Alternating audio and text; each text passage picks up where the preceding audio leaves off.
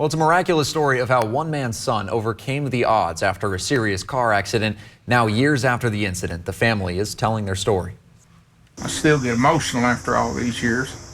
It's been almost 9 years since Chris Williams' son, Aaron, got in a serious car crash on the way to homecoming. His back tire went off the road, off that shoulder, and it was a steep bank. Aaron went down over a hill and hit a tree. The car burst in flames. Aaron was rushed to the emergency room with a traumatic brain injury and multiple broken bones. Chris says when he got to the hospital, the doctor shared news with him that no parent wants to hear. But he told me, said, your son not going to live through the night.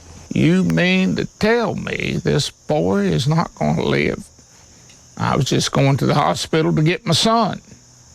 Not this time. Aaron then fell into a coma. Chris and his family waited, and alongside the community, they all prayed. They prayed at the crash site.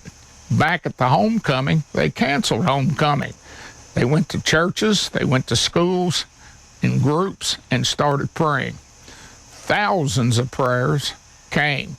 Chris says he believes in miracles. It's hard to ignore one when it's standing right next to you in the kitchen. Because after 43 days of being in a coma, Aaron finally woke up. I was just getting ready for homecoming and going to pick up my date for homecoming, and I don't really remember much of that day. I just remember waking up in the hospital. The uncertainty didn't end there. Doctors told Chris Aaron would be in a vegetative state. But now, 9 years later, Aaron is a student at Morehead State University working towards becoming a lawyer.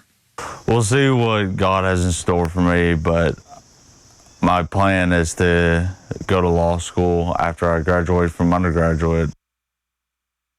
Well, Chris says there were countless different people and miraculous stories along the way. He says he's telling the whole story in a book available on Amazon titled From Death to Life, The Aaron Williams Story.